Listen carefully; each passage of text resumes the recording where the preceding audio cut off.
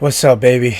Little boom breakdown real quick for you. So the other day I was talking about how hard it is to become a world champion, right? So for example, now we have Henry Cejudo, who moved up a weight class, beat Marlon Moraes, and he's the bantamweight champion of the world.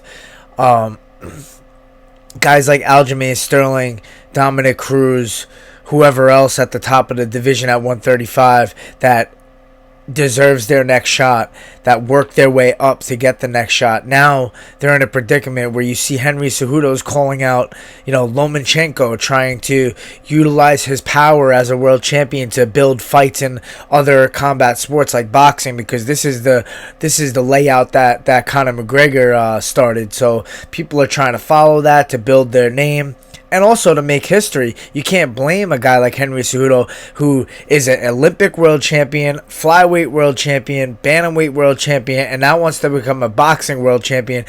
I mean, if you want to be the best combat athlete alive, that's how you can do it. That's one way.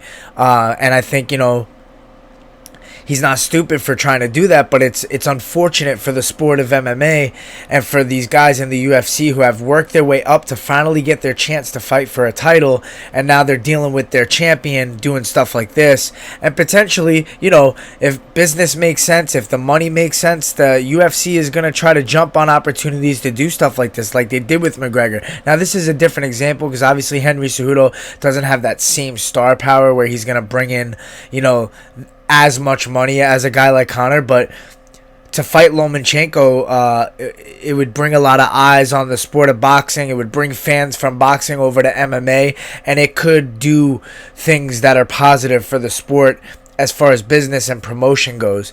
But as far as the legitimate fighters in the bantamweight division, flyweight division that are waiting for their shot, Joseph Benavidez, if he gets a win, Aljamain Sterling coming off of his big win, these guys might have to end up putting their number one contender spot up on the line against other guys, because you don't want to sit out and wait and not make money as an athlete. So it's really, you have no choice but to keep risking your position as a number one contender and potentially ruin that after working your whole entire, last couple years or your career getting to that spot. So that's just how hard it is to become a world champion in this sport.